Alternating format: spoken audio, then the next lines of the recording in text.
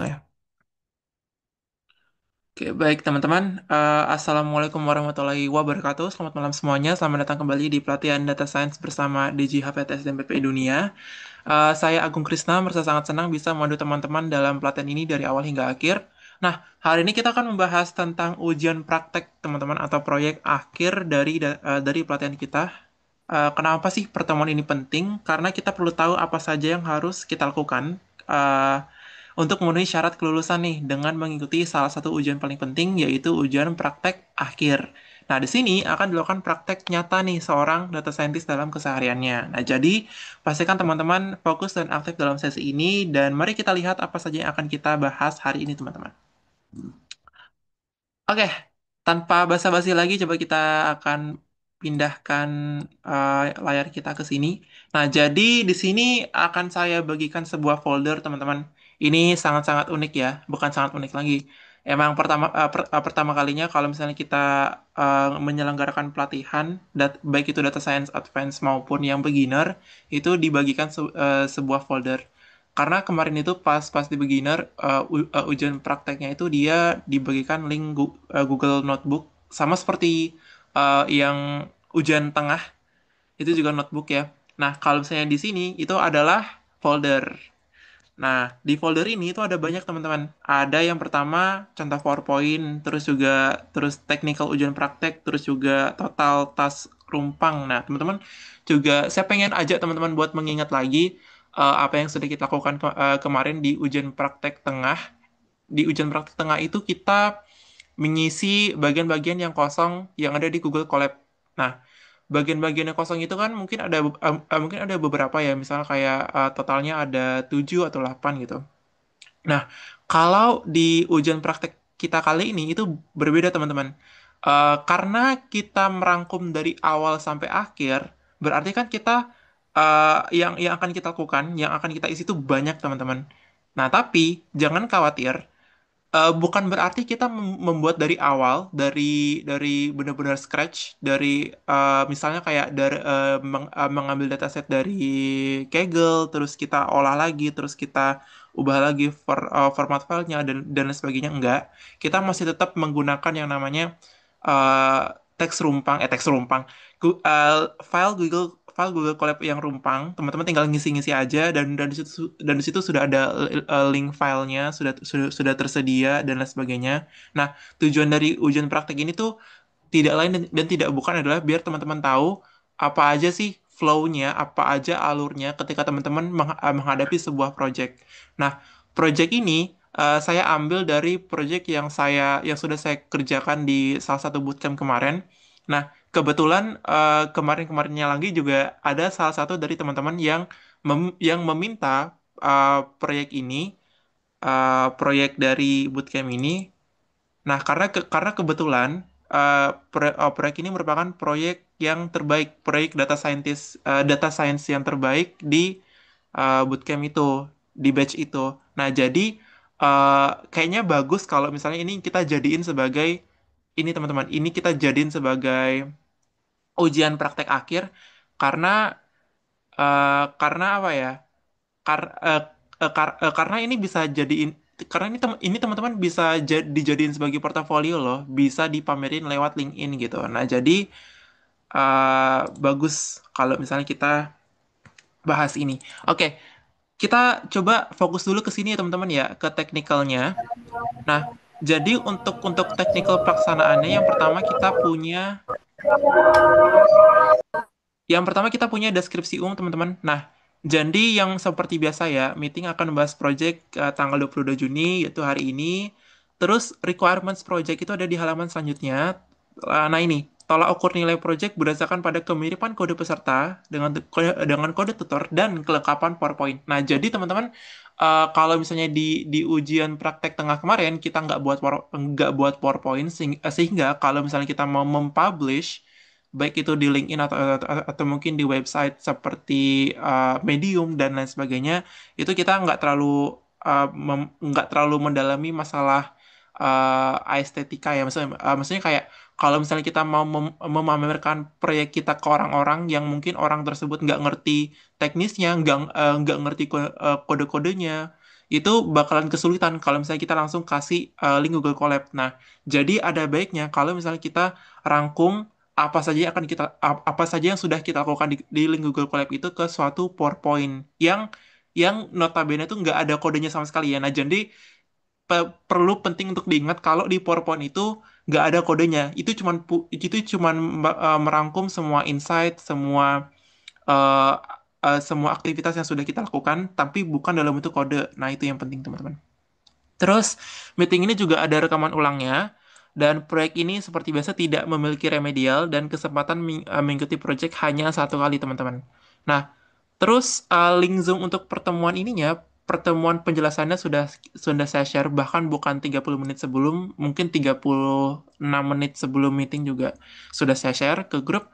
Nah, adapun kendala nanti pada saat meeting atau mungkin setelah meeting yang dialami teman-teman pada saat pengerjaan proyek itu bisa diperbincangkan saat meeting baik melalui kolom chat maupun langsung melalui on mic atau melalui WhatsApp. Nah, jadi teman-teman kalau misalnya teman-teman ada kesulitan share aja di grup. Kalau misalnya PC langsung ke saya, takutnya saya slow respon dan akhirnya ada beberapa bagian dari proyeknya teman-teman yang tidak terselesaikan gitu kan. Nah, bagusnya itu langsung ke grup WhatsApp aja biar kalau misalnya ada orang yang langsung tahu jawabannya bisa langsung share. Nah, jadi kemungkinan ada beberapa dari teman-teman yang emang udah ngerti pertanyaannya. Nah, teman-teman bisa langsung jawab aja gitu. Gitu. Terus batas waktunya itu 14 hari ya teman-teman ya. Kalau misalnya di ujian praktek tengah kemarin kita 7 hari, ini jadi 14 hari atau 2 kali lipat lebih panjang dibandingkan yang kemarin. Nah, dari tanggal berapa? Dimulai dari besok ya teman-teman ya. Besok dari tanggal 23 sampai tanggal 23 Juni sampai tanggal 6 Juli, teman-teman. 6 Julinya itu di jam 23.59. Nah, jadi sebelum tanggal 7 aja itu udah. Itu datanya adalah sebelum tanggal 7 Juli. Terus habis itu, oke, ini seperti biasa. Dan ini, proyek akan dikumpulkan melalui Google Form yang akan dibagikan melalui Google Classroom. Nah, jadi seperti biasa, di tempat pengumpulannya itu melalui Google Form. Terus format penamaan dan tipe file ada di halaman selanjutnya. Terus ada di sini teman-teman. Peserta yang tidak mengerjakan proyek tidak mendapat susulan. Nah, di sini ada 3 poin penting. Yang pertama, proyek tidak memiliki remedial. Nah, jadi meskipun teman-teman mungkin ada salah satu misalnya teman-teman tidak mengikuti ujian praktik tengah sehingga kalau misalnya mau dilihat dikasih tahu nilai akhirnya itu bakalan rendah karena kita bakalan merata-ratain yang nilai ujian tengah sama nilai ujian akhir, ya kan?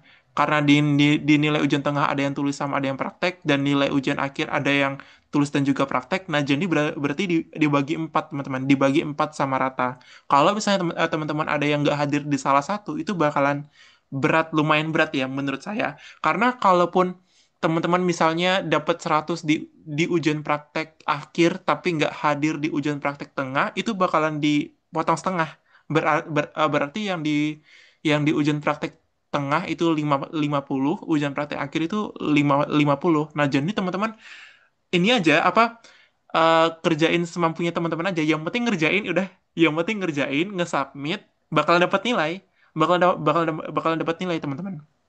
Nah, terus kesempatan mengikuti proyek itu hanya satu kali dan peserta yang tidak mengerjakan proyek tidak mendapatkan susulan. Nah, tapi ini balik lagi kemungkinan kalau kalau misalnya emang ada banyak dari teman-teman yang mungkin banyak yang mengeluh kalau kalau deadline yang dikasih atau 14 harinya ini nggak cukup untuk mengerjakan proyek, mungkin akan kita voting di grup WhatsApp. Kalau misalnya emang oh ternyata udah banyak nih yang ngumpul sebelum deadline, oh ya udah berarti nggak usah diperpanjang gitu teman-teman. Nah, oke. Di sini requirements proyeknya ini ada 2, 3, 4 teman-teman. Yang pertama, link folder berisi 3 notebook Google Colab ya. Nah, jadi kalau misalnya, nah yang 3 notebook ini kenapa bisa 3? Ntar saya akan jelaskan. Cuman intinya adalah yang pertama adalah link folder. Kalau misalnya di ujian praktek tengah kemarin itu bukan link folder, tapi link Google Colab. Kalau sekarang adalah link folder, di mana di link foldernya itu berisi 3 file notebook. Nah, Teman-teman kalau kalau misalnya udah tahu caranya biar biar apa biar share link Google Notebook itu biar bisa dilihat sama semua orang itu kan udah tahu ya. Nah, sama kayak folder. Folder caranya juga sama teman-teman, tinggal klik yang tiga habis itu share share with anyone, terus habis itu eh, salin salin link, habis itu paste link di Google Form itu teman-teman udah tahu ya. Nah, itu sama untuk link folder itu cara dapetinnya seperti itu juga. Nah, di sini ada dua link folder, teman-teman. Ada link folder yang tiga notebook yang dengan PCA, dan ada juga link folder yang berisi tiga notebook dengan yang tanpa PCA. Nah, jadi kalau misalnya di proyeknya proyek yang sudah saya kerjakan kemarin itu kita nggak ngelakuin PCA, teman-teman. Kita sempat ngelakuin PCA, cuman nggak kita masukin karena ada pertimbangan lain gitu. Nah, jadi perbedaannya antara proyek yang sudah tersedia, proyek yang sudah jadi ini, proyek yang sudah jadi dengan yang teman-teman lakukan adalah eh, ada atau tidaknya PCA. Nah, jadi yang apa ya, yang menjadi pembeda adalah PCA itu, teman-teman, yang PCA. Nah, kalau misalnya yang PCI ini udah menjadi sebuah salah satu proses dari data preprocessing ya, teman-teman ya. Meskipun kita bahasnya di machine learning, tapi dia masuknya ke data preprocessing. Nah, di situ penempatannya tuh teman-teman juga harus teliti ya, apakah itu ditempatkan di data cleaning atau data preprocessing atau modeling. Nah, itu juga sudah kita bahas panjang tentang PCA kemarin ya. Terus, oke, link folder, terus ada juga link PDF, teman-teman. Nah, jadi yang teman-teman akan upload itu Oke. bukan file PowerPoint-nya, tapi link PDF PowerPoint-nya, teman-teman. Nah, jadi teman-teman upload dulu PDF-nya di Google Drive, habis itu teman-teman saling linknya. Nah, jadi yang di-share itu cuma link PDF-nya ya, untuk yang PowerPoint. Kak, di PowerPoint ini tuh kita punya template-nya nggak sih? Nggak. Teman-teman, saya bebaskan ya, teman-teman ya, sekreatif mungkin. Tapi ada contohnya nih, ada contoh PowerPoint yang sudah ada. Nah, itu ntar kita lihat. Terus yang terakhir dan yang paling penting, teman-teman, di sini ada screenshot hasil upload project di LinkedIn. Nah, jadi misalnya teman-teman sudah selesai nih proyeknya nih. Ya udah, teman-teman tinggal upload di LinkedIn, di section project itu, habis itu teman-teman screenshot. Nah, hasil hasil screenshotnya itu teman-teman kumpul di Google Form, karena nggak bakalan ke submit kalau misalnya teman-teman nggak ada hasil screenshotannya ini, teman-teman. Nah, contohnya kayak gimana? Contohnya seperti ini. Contohnya adalah seperti ini, teman-teman. Nah, jadi di sini ada nama project, terus ada tanggal tanggal project, atau iya, tanggal project atau bulan project, terus ada associated with apa, terus ada captionnya, terus ada skillsnya apa, terus juga ada file PowerPoint-nya, teman-teman.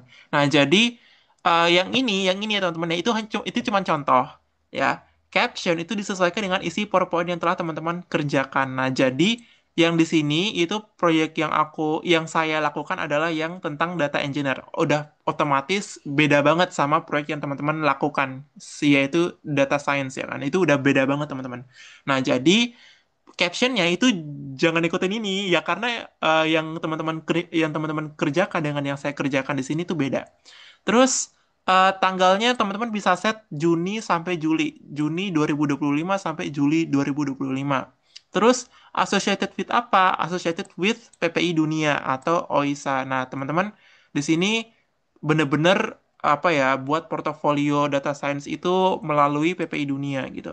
Terus skills yang ini teman-teman bisa sesuai preferensi masing-masing. Nah, di sini skillsnya kan ada data engineering, Apache Airflow, MongoDB, di Beaver, dan lain sebagainya. Nah, kalau misalnya menurut teman-teman, oh, saya di saat mengerjakan proyek ini tuh saya tahu data cleaning, saya tahu data preprocessing, saya tahu data modeling, saya tahu Python, saya tahu misalnya kayak Google Colab, itu teman-teman bisa jadiin sebagai skills. Nah, itu tergantung apa yang teman-teman rasakan pada saat mengerjakan proyek. Nah, adapun format penamaan itu seperti biasa sama seperti yang ujian tengah kemarin. Cuman yang membedakan adalah yang tengah-tengah ini, teman-teman.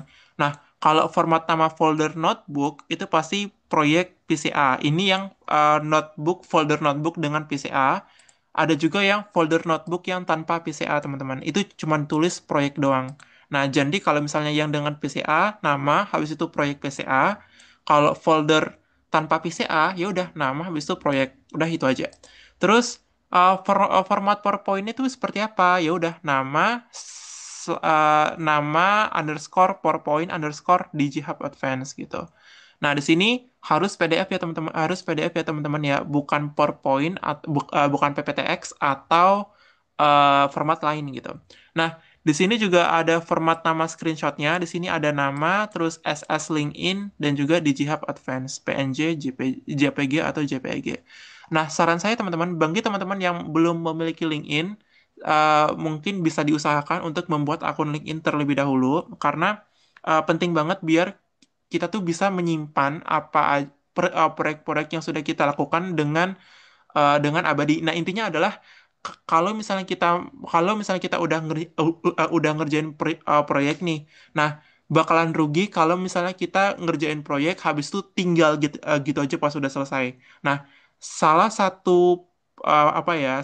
Salah satu poin penting di sini adalah teman-teman bakalan dilihat nih berdasarkan proyek yang sudah teman-teman lakukan. Meskipun teman-teman merupakan lulusan dari universitas manapun, tapi kalau misalnya nggak ada proyek yang bisa teman-teman publikasikan, itu percuma aja teman-teman.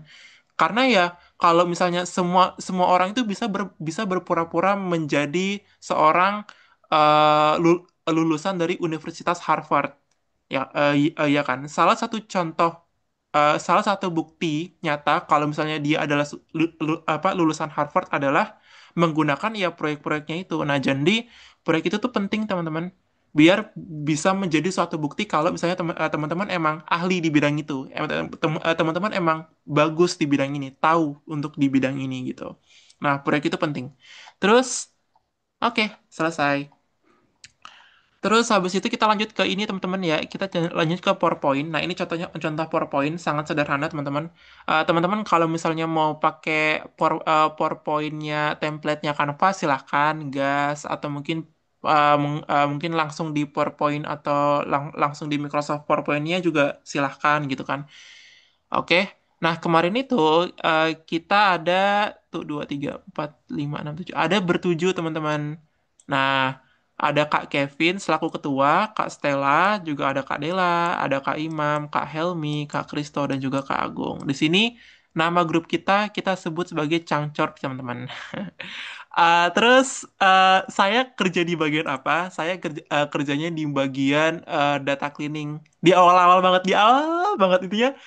Intinya kakak-kakak saya ya teman-teman ya, kakak saya kemarin itu ngasih saya tugas yang paling gampang ya, karena dilihatnya masih masih apa ya, masih baru lah gitu, masih baru terjun gitu karena ya udah akhirnya saya dikasih yang paling gampang. Nah, yang paling ngerti proyek ini itu sebenarnya Kak Kevin, teman-teman. Nah, beliau itu yang mengerjakan hampir sebagian besar dari proyek ini. Nah, jadi salut lah sama Kak Kevin ini. Nah, tapi bukan berarti Kak Stella, Kak Dela, Kak Imam, Kak Helmi, dan juga Kak Kristo nggak mengerjakan apapun. Nggak.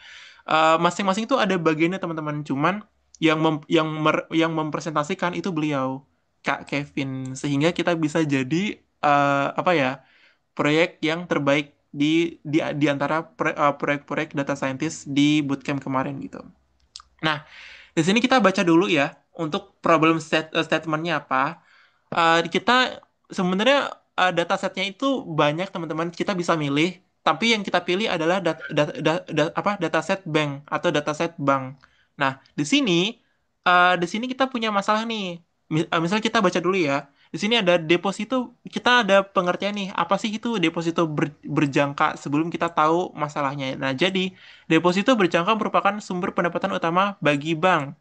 Di antara berbagai saluran yang digunakan untuk menjangkau nasabah, kampanye penjualan lewat telepon tetap menjadi salah satu yang paling efektif.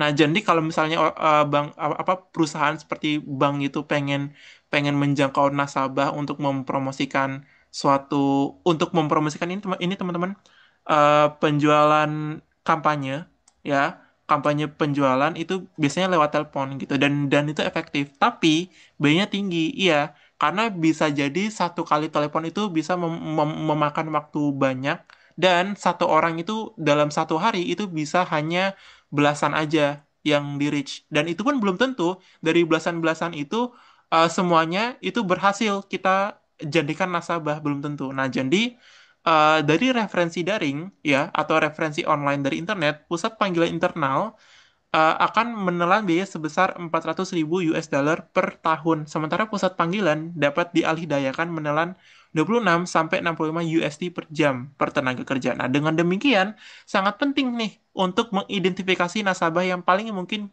berkonversi sebelumnya sehingga mereka dapat ditargetkan secara khusus melalui panggilan. Nah, kita punya data-data custom kita punya data-data orang nih, data-data nasabah bank. Cuman kita pengen tahu yang mana aja yang berpeluang besar tertarik ke campaign kita, yang mana aja yang berpeluang besar tertarik ke campaign kita agar kita bisa agar kita bisa eh, promosikan deposito berjangka ini. Nah, ya udah, kita mengidentifikasi nasabah yang paling mungkin berkonversi sebelumnya sehingga mereka dapat ditargetkan secara khusus melalui panggilan. Dari yang awalnya mungkin satu hari satu orang itu 20 orang, dan cuma dua orang aja yang berhasil, dan dengan machine learning ini 20 orang itu bisa jadi 19 orang berhasil. Ya karena kita targetnya benar, kita targetnya bagus gitu dengan machine learning. Nah, jadi klasifikasi ini akan sangat membantu bank untuk mengoptimalkan kampanye penjualan lewat telepon sehingga bisa meningkatkan tingkat penerimaan dan mengurangi biaya campaign gitu. Oke, nah jadi goalnya apa teman-teman? Goalnya adalah membuat model yang membantu mengklasifikasikan pelanggan berdasarkan kemungkinan mereka untuk menerima tawaran penjualan lewat telepon.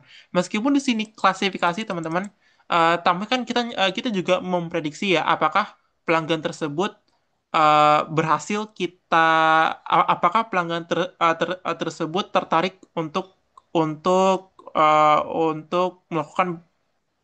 melakukan langganan deposito berjangka atau enggak. Nah, itu kan yes atau no ya. Iya sih, itu klasifikasi sih. Tambah-tambah juga bisa bisa klasifikasi dalam hal klasifikasi binary, yes no, atau klasifikasi yang non binary gitu. Nah, jadi goalnya adalah dua teman-teman. Ada meningkatkan tingkat penerimaan penjual lewat telepon dan mengurangi biaya penjualan lewat telepon gitu.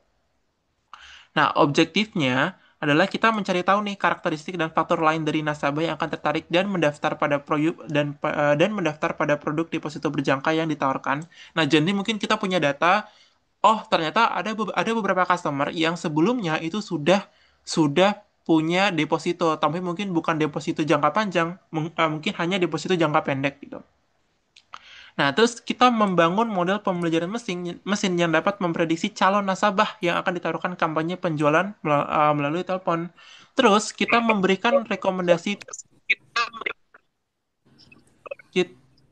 kita memberikan rekomendasi kepada tim pemasaran untuk meningkatkan efektivitas kampanye bagi calon nasabah melalui deposito berjangka. Nah, di sini ada business metrics-nya, ada take up rate sama telesales cost. Nah, take up rate ini ada tingkat penerimaan, dan telesales cost ini ada biaya penjualan tele ini kayak uh, telesales ya teman-teman ya, kayak telesales marketing ya, ini yang deposito berjangka ini gitu teman-teman. Untuk slide ini teman-teman, untuk slide problem statement, terus juga slide goal, terus ada juga slide objektif dan juga business metrics, teman-teman bisa langsung copy paste aja nggak apa-apa, karena kita emang di pelatihan ini kan nggak pernah belajar ya tentang gimana sih caranya biar kita bisa tahu business metricsnya, terus tahu objektifnya, terus tahu goalnya, tahu problem statementnya, karena kita langsung terjun ke prakteknya langsung gitu. Nah, jadi silahkan teman-teman, bagi yang mau bukan bagi yang mau sih, mungkin saya sangat rekomendasikan untuk mengikuti aja di slide yang ke 3, 4, dan juga 5-nya ini teman-teman. Oke. Nah, tapi yang stage-nya ini yang di slide berikutnya setelah slide-slide yang ini itu teman-teman menyesuaikan karena namanya juga kode rumpang ya teman-teman ya. Masing-masing dari teman-teman pasti berbeda-beda hasilnya. Dari hasil yang berbeda-beda itu juga pasti beda-beda juga outputnya. Nah, jadi kalau kalau misalnya teman-teman mengikuti semuanya ini nggak mungkin sama teman-teman. Hasil yang teman-teman peroleh dengan hasil yang kami peroleh itu bakalan beda kalau misalnya kodenya emang beda gitu. Terus ya udah. Nah, seterusnya akan kita jelaskan nanti di kode ya teman-teman ya, biar cepat gitu. Oke, sekilas aja teman-teman untuk yang stage 1 itu EDA, terus untuk yang stage 2, nah di EDA ini ada yang pertama descriptive statistic, terus ada univariate analysis, terus ada multivariate analysis, terus ada juga business insight ya dari EDA. Nah, setelah business insight kita masuk ke stage 2. Stage 2 itu adalah data pre-processing. Di data pre-processing ini itu ada ininya, ada ringkasannya. Terus bukan. Kita, nah ini ada feature engineering teman-teman. Nah, kalau misalnya di sini teman-teman bingung, ini kenapa saya skip? Di sini kan ada tulisan ini summary pre-processing 1A 2B yang version 1 gitu kan. Terus ini juga ada yang version 2. Nah, bedanya version 1 sama version 2 apa? Sebenarnya di version 1 itu kita nggak ngelakuin yang namanya, kita melakukan di versi yang pertama, kita handle outlier.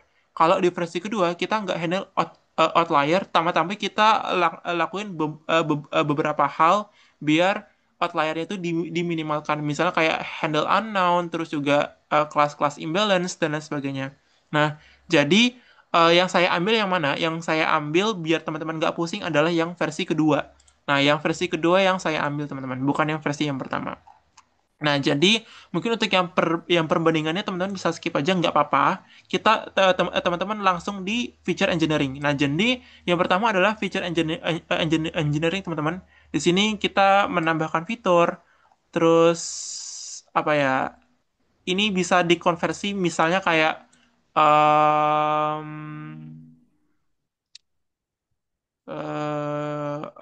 oke. Hmm. Nah, orang orang-orang yang memiliki banyak hutang di tempat lain kemungkinan tidak tertarik membeli produk deposito karena harus melunasi hutangnya. Di sini kan kita ada multivariate analysis ya, antara kolom kolom loan sama kolom target gitu. Nah, jadi mungkin di kolom loan itu kenapa kita bisa tahu kalau kalau mereka tidak tertarik karena kita feature engineering, karena kita mengelompokkan nih yang orang-orang itu yang tertarik yang tertarik untuk membeli deposito berdasarkan campaign itu yang mana aja. Ya udah, setelah kita kelompokin baru kita langsung cocokin dengan target, dan mungkin terbukti ya. Nah, dari situlah kita melakukan feature engineering. Cuman ini kayaknya nggak terlalu lengkap. Ntar kita akan lihat nanti pas di kodenya, teman-teman. Nah, stage yang ketiga itu udah pasti modeling. Di modeling ini kita mencoba berbagai banyak model. Yang pertama ada logistic regression dengan hasil model evaluasinya sekian. Terus yang kedua ada KNN dengan hasilnya sekian. Terus ada decision tree dengan hasilnya sekian dan seterusnya. Nah, di sini eh di sini itu kalau misalnya teman-teman tahu kan overfitting atau underfitting itu kan juga ada salah satu cara buat dia nggak overfitting atau underfitting adalah dengan hyperparameter. Nah, di sini ada beberapa model yang dia tuh pakai hyperparameter tuning, ada juga beberapa model yang dia tuh nggak pakai hyperparameter tuning. Misalnya, misalnya ini, misalnya naive Bayes, dia ada hasil model evaluationnya, tapi nggak dilakukan hyperparameter tuningnya gitu. Nah, jadi ada beberapa model yang emang nggak cocok untuk diaplikasikan hyperparameternya ke model lain. Misalnya kayak kayak decision tree kan ada yang namanya jumlah tree atau jumlah cabang. Nggak mungkin jumlah cabangnya itu kita masukin hyperparameternya atau parameternya itu ke ke SG Boost gitu, atau mungkin atau mungkin ada boost gitu kan ya, karena mereka bukan konsepnya bukan tree, tapi classification yang bukan tree gitu. Kalau kalau yang tree itu kan yang bagus itu ada decision tree sama random forest. Nah, jadi kalau kalau misalnya ada hyperparameter yang menentukan jumlah tree, berarti cocok itu decision tree sama random forest. Nah, nanti kita lihat lah. Terus, oke, teman-teman disuruh untuk membandingkan hasil akhir model evaluation. Ternyata yang paling bagus yang mana? Yang paling bagus adalah yang XGBoost. Terus interpretasi model yang paling bagus XGBoost karena skor recall-nya itu tinggi. Terus habis itu interpretation model decision tree, ini sharp decision tree itu adalah explainable AI teman-teman. Nah, jadi di sini juga dijelaskan gimana sih kita bisa mengambil gimana caranya si model itu bisa mengambil keputusan yang bisa memprediksi gitu. Nah, itu dijelaskan dengan ini. Mungkin yang paling ini, nah ini yang paling, nah di sini kita juga misalnya campaign norm semakin kecil maka semakin mungkin subscribe-nya. Di sini sebenarnya bukan namanya nggak ada kolom yang namanya campaign norm. Campaign norm itu adalah hasil konversi atau hasil normalisasi dari kolom campaign. Nah, kolom campaign yang sudah dinormalisasi itu disebut dengan campaign norm. Begitupun juga dengan edge norm, balance norm, terus juga ada oke, cuma tiga itu doang. Nah, ya, seperti itu teman-teman. Terus ada sharp decision tree yang kedua juga dan lain sebagainya. Nah, ini teman-teman kan kan kita nggak terlalu mendalam ya untuk yang apa? Untuk yang explainable AI, untuk yang explainable AI-nya. Teman-teman bisa ikuti aja yang ini, yang sharp decision tree itu diikutin aja yang ininya. Yang poin-poinnya ini juga diikutin nggak apa-apa. Nah, tapi sebelum Sharp ini itu pasti beda. Nah, jadi jangan diikuti ya teman-teman ya. Udah pasti beda hasilnya gitu. Terus feature importance juga bisa jadi sama, bisa jadi juga beda tergantung dari kode yang teman-teman kerjakan gitu. Feature importance, terus interpretasi dari masing-masing model, ada yang XGBoost, ada yang random forest. Oh, ternyata di XGBoost itu cuma ada tiga jenis feature doang yang penting. Ada P outcome, ada housing sama campaign norm. Kalau di random forest itu ada balance, edge sama campaign gitu. Ya berarti beda gitu. Caranya mereka mengambil keputusan. Caranya si model-model ini tuh mengambil keputusan tuh beda, teman-teman. Nah, oke, selesai. Kita lanjut ke notebook ya teman-teman ya. Lanjut ke notebook. Nah, di sini yang stage yang pertama udah pasti EDA teman-teman atau exploratory data analysis. Oh iya, lupa. Sebelum kita ke notebook, saya pengen memperkenalkan teman-teman ke sumber datanya kita. Sumber datanya kita itu diambil dari Kaggle, teman-teman. Kita buka aja. Nah, jadi di Kaggle ini itu merupakan dataset bank ya, atau banking dataset marketing targets ya teman-teman ya.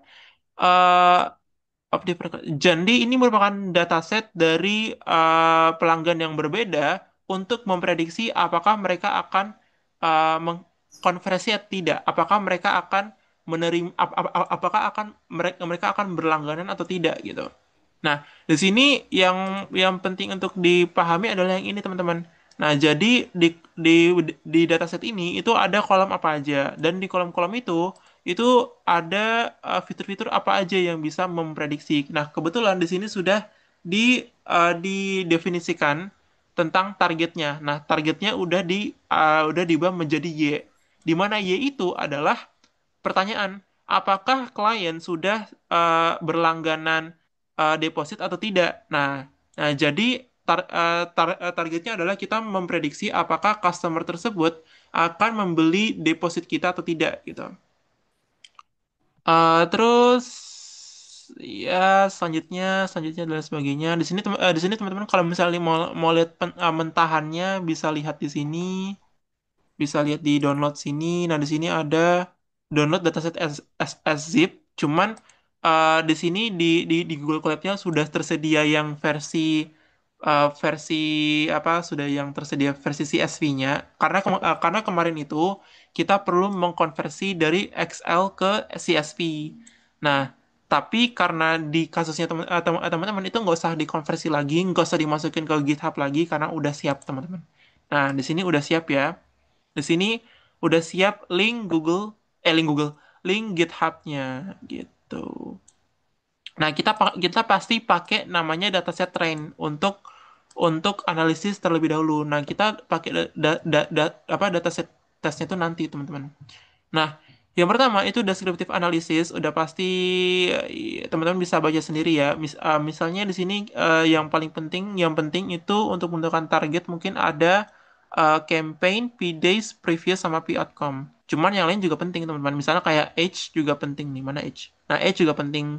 Terus job juga penting. Cuman yang akan kita bahas nanti itu adalah yang tiga ini. Nah, saya nggak akan ngejelasin ya teman-teman ya dari awal sampai akhir karena kalau misalnya saya jelasin lagi pandas itu apa, NumPy itu apa, Matplotlib itu apa, bakalan lama dan akan sangat membuang waktu. Kalau kalau misalnya saya ngejelasin lagi dari awal, nanti poin-poin yang teman-teman kerjakan itu bakalan terlupakan ya. Karena dari sekian panjangnya kode-kode teman-teman, dari sekian panjangnya kode-kode ini hanya ada di ini ya, di stage yang pertama hanya ada sekitar 6 kolom aja, 6 kolom yang kosong, 6 kolom yang rumpang. Nah, jadi dari puluhan ini hanya ada 6 kolom yang rumpang. Nah, jadi sepertinya kita harusnya fokus ke kolom yang rumpang-rumpang itu aja ya teman-teman ya. Fokus ke requirements yang harus teman-teman isi. Fokus ke tugas yang harus teman-teman uh, yang harus teman-teman isi gitu. Nah, jadi singkat aja, udah pasti kita baca di F-infonya apakah dia ada null values atau tidak, apakah dia ada duplicated atau tidak, dan ternyata di sini sudah bersih ya, udah nggak ada null values gitu. Terus ya kan bener kan, missing values-nya tuh nol semua teman-teman. Terus habis itu duplikasi apa duplicated datanya juga nol. Terus kita membagi antara kolom kategori sama kolom numerikal. Ini merupakan hasil statistik sederhana, statistik deskriptif sederhana dari kolom numerikal. Terus ini juga hasil deskripsi statistik sederhana dari kolom kategorikal. Nah, terus kita agregasi. Nah, misalnya yang PD sama ya PDAS dong. Nah, jadi PDAS itu kan kita lihat nih. PDAS adalah number of days that passed by after the client was last contacted from a previous campaign. Nah, jadi uh, misalnya nih hari ini saya ditelepon sama si bank. Terus dia catat datanya terus mereka tuh import si banknya itu import datanya 4 hari setelah. Nah, jadi di 4 hari setelah itu bakalan kecatat di PDAS teman-teman. Nah, misalnya PDAS-nya tuh 4 berarti data ini tuh diambil 4 hari setelah eh, dia 4 hari setelah ditelepon teman-teman gitu. Nah, masing-masing customer pasti waktu diteleponnya kan beda-beda ya. Nah, di sini kenapa bisa -1? Nah, di sini -1 itu artinya adalah klien itu tidak dikontak. Nah, jadi karena kliennya nggak dikontak, makanya untuk apakah dia akan terkonversi atau tidak, pasti kemungkinan besar adalah tidak, teman-teman. Ya karena mereka tuh belum dikontak sebelumnya, gitu. Terus habis itu yang previous coba kita lihat previous number of contacts performed before this campaign and for this client. Nah, jadi misalnya nih campaignnya itu satu karena dia sudah dikasih campaign, sudah ditelepon ya kan? Nih, tuh. Campaign itu satu karena sudah ditelepon. Enggak sih, campaign itu ini number of contacts performed during this campaign and for this client. Nah, jadi berapa kali dia sudah ditelepon? Nah, jadi misalnya sekali ditelepon, terus apakah sebelumnya dia pernah ditelepon? Nggak pernah. Terus udah pasti jumlah previousnya nol dan outcome-nya itu nol, teman-teman. Seperti itu. Nah, itu cara bacanya. Nah, teman-teman bisa langsung ini aja ya, bisa dibaca-baca aja, itu juga udah lengkap di sana. Terus habis itu nggak ada duplikasi data, terus juga udah tahu statistik deskriptifnya. Nah, misalnya ini nih, oh jadi orang orang-orang yang belum pernah dikontak sama sekali sebelum marketing ini. Jadi sebelum marketing ini kan mungkin ada marketing-marketing sebelumnya. Nah, sebelum marketing ini tuh ada berapa aja? Ada 15, 37, 1 dan 2. Itu ditambahin semua. Nah, sementara yang baru ditelepon itu hanya yang baru ditelepon itu banyak banget, ada 36.000 gitu, teman-teman. Di sini juga ada, nah di sini ada jumlah orang ya teman-teman ya, jumlah orang yang tidak memiliki histori apakah dia pernah ditelepon sebelumnya atau apakah dia pernah ditelepon sebelumnya. Nah misalnya nih ada ternyata sebanyak 714 customer yang pernah ditelepon sebelumnya sebanyak 4 kali. Nah jadi yang pernah ditelepon sebanyak 4 kali itu ada 700 orang. Yang belum pernah ditelepon sebelumnya itu adalah 36.000 orang gitu.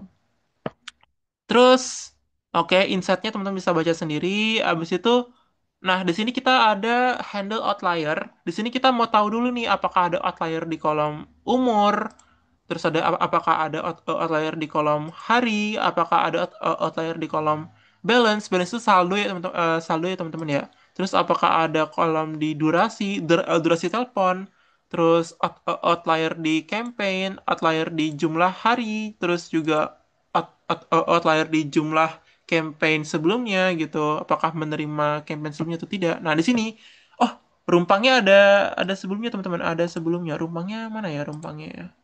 Ntar. Berarti di sini ada rumpang lagi teman-teman. Di sini di atas ini ada nggak sih rumpang? Rumpang, rumpang, rumpang. Nggak ada. Oke, di sini nggak ada rumpangnya teman-teman. Kita fokus ke rumpangnya aja ya. Sini juga nggak ada rumpang, rumpang, rumpang, rumpang. Oh nih, oke. Rumpang yang pertama adalah kita visualisasi box plot teman-teman. Nah di sini visualisasi box plot tapi untuk yang data-data yang numerikal aja. Nah di sini juga kita udah praktekin kemarin ya, gimana sih caranya bisa kita memvisualisasi memvisualisasi box plotnya ini teman-teman. Nah, sesuai dengan output yang sudah teman-teman lihat. Nah, di sini kan dia tuh bisa apa ya? Bisa berdampingan kayak gini tuh gimana caranya? Nah, itu kan juga udah kita bahas ya di topik EDA kita. Terus itu yang pertama, rumpang yang pertama tentang visualisasi box plot untuk apa? Untuk mencari tahu apakah ada outlier atau tidak. Nah, sebenarnya kita udah tahu ada outlier apa tidak dari sini, dari kode ini, tapi ini kan dalam bentuk tulisan ya. Misalnya di sini kolom-kolom previous itu punya high outlier. Nah, kita lihat visualisasinya di sini. Nah, di sini ada nih kolom previous ada high outliernya. Nah, ini benar ya berarti pernyataan yang ini tuh benar ada high outliernya. Nah, teman-teman di sini itu kayak membuktikan pernyataan-pernyataan sebelumnya apakah ada high outlier atau tidak ada gitu. Dan apakah ada low outlier atau tidak ada. Itu yang pertama, yang rumpang yang pertama. Terus rumpang yang kedua, ini apa ya? Ini persebaran data. Terus rumpang yang kedua ini teman-teman. Visualisasi bar plot categorical. Nah, jadi yang tadi itu yang rumpang yang pertama itu adalah untuk numerical. Nah, sekarang kita visualisasi bar plot untuk yang kategorikal. Menggunakan apa? Menggunakan for loop yang menampilkan jumlah nasabah menurut pekerjaannya, status pernikahan, pendidikan, dan seterusnya. Misalnya, jumlah nasabah yang dia itu bekerja di bidang manajemen itu ada banyak ternyata ada sekitar 8.000 ada sekitar 8.800-an gitu 8.800-an orang yang bekerja di bidang manajemen gitu. Terus yang masih single itu ternyata dia ada di angka 1350 gitu. Terus orang yang apa ya apa ya yang last pendidikannya yang pendidikan terakhirnya itu adalah misalnya SD atau primary itu adalah 5.000 6 ribuan lah. Nah, jadi yang berpendidikan SD itu 6 ribuan orang gitu. Ada juga unknown. Nah, ini perlu dihandle ya teman-teman ya. Ini perlu dihandle. Terus ada juga unknown nih, ada juga unknown di job, ada juga unknown di education. Nah, ini juga entar termasuk di rumpang, di task rumpang di data preprocessing. Cuman kita nggak bahas di sekarang karena cuman EDA doang. Terus ada default, housing, dan seterusnya teman-teman. Terus insight-nya juga teman-teman bisa baca langsung di sini, baca-baca aja. Nah, di sini juga ada kolom categorical juga bisa dibaca. Nah, di sini kita langsung masuk ke multivariate analysis. Di sini ada numerical correlation heat map ya. Ini caranya buat heat map dan seterusnya. Terus, nah di rumpang yang ketiga, kita ada pengkategorian kolom nih teman-teman. Nah, di sini teman-teman ditantang untuk mengkategorikan kolom biar outputnya tuh kayak gini. Biar outputnya itu misalnya di sini ada age group. Nah, outputnya ini kayak outputnya seperti ini teman-teman. Misalnya age, mana age? Nah, misalnya umur 58 tahun, maka dia ada di grup 51 sampai 60. Misalnya umur 44 tahun, dia ada di rentang umur 41 sampai 50. Terus ada umur 33 tahun, dia ada di rentang umur 31 sampai 40. Nah, itu teman-teman buat dalam bentuk kode Python. Di sini udah ada contohnya nih. Kalau misalnya dia kurang dari 20, kodenya seperti ini. Kalau misalnya rentang, dia kodenya seperti ini. Dan seterusnya. Teman-teman tinggal lanjutin aja. Nah, sesuai requirements ya. Di sini ada requirements-nya. Nah, oke. Terus itu rumpang yang ketiga. Terus ini juga ada yang untuk kategori yang merah itu adalah yang tidak menerima campaign, yang biru itu adalah yang menerima campaign. Ternyata meskipun eh, profesi blue collar merupakan profesi mayoritas yang dimiliki oleh nasabah, tapi yang menerima campaign itu adalah yang berprofesi manajemen. Nah, jadi kemungkinan ketika kita mengkontak orang-orang yang berprofesi sebagai manajemen akan lebih banyak menerima campaign kita dibandingkan yang blue collar. Nah, di sini itulah pentingnya data ya, indahnya data seperti itu. Nah, jadi kita bisa tahu nih, ya udah oke, banyak orang yang bekerja sebagai blue collar, tapi apakah mereka itu akan lebih banyak juga menerima campaign kita? Nah, belum tentu. Bisa jadi ternyata yang menerima campaign kita itu lebih banyak di manajemen, bukan di blue collar gitu. Terus seterusnya, nah rumpang yang keempat itu adalah pengkategorian kolom nih teman-teman. Jadi yang kemarin juga pengkategorian kolom ya sama, ini juga, tapi sekarang itu bukan angka, sekarang adalah dalam bentuk objek atau kategori. Nah, dari yang angka ke kategori. Tadi kan dari angka ke kategori juga sih. Dari angka ke kategori sekarang juga sama teman-teman. Nah, tapi ini saya lupa hapus. Astaga. Saya lupa hapus. Ntar. Nah, jadi misalnya nih, kolom balance dengan value-nya 0, maka akan masuk ke dalam kelompok zero balance. Terus, kolom balance dengan value lebih dari 0 akan masuk ke kelompok positive balance, dan seterusnya. Nah, di sini, mengapa sih kenapa kita melakukan ini? Sebenarnya ada jawabannya di sini, teman-teman, di insight dari EDA, di insight-nya ini. Cuman karena kita skip ya, karena kita skip bacanya, jangan kita nggak tahu kenapa kita melakukan ini. Sebenarnya ini tuh berurutan, teman-teman. Ini tuh ada sebab akibatnya. Nah, kenapa kita mengkategorikan ini? Karena ada masalah mungkin di sini yang belum kita baca. Terus kenapa kita mengkategorikan lagi yang ini? Mungkin ada masalah juga gitu. Nah, di sini kan kenapa sih negatif balance itu mungkin berarti memiliki pinjaman hutang? Kemungkinan besar bukan salah input data karena jumlahnya sekitar 7.000 record. Nah, nggak mungkin ada orang yang punya saldo negatif. Nah, kemungkinan ada salah input karena jumlahnya adalah 7.000 record. Nah, di sini kan ini apa di sini kan hasil dari statistik deskriptif ya teman-teman ya. Nah, di situ teman-teman juga di sini merupakan solusi dari permasalahan yang ada di EDA yang di atas-atasnya itu. Yang nggak kita baca, yang kita skip. Terus di sini juga ada hasil dari agregasi data, misalnya yang punya balance-nya negatif, tapi dia menerima itu sebanyak 210. Itu hampir sama dengan yang zero, dan lain sebagainya. Nah, di sini kita skip-skip aja, insight-nya juga kita skip. terus Business Insight, dan lain sebagainya. Teman-teman bisa baca langsung. Nah, rumpang yang kelima itu adalah visualisasi bar chart. Nah, visualisasi untuk masing-masing kategori education yang berlangganan deposit atau yang tidak berlangganan deposit. Nah, jadi yang merah ini adalah yang tidak berlangganan deposit, yang biru ini adalah yang berlangganan deposit.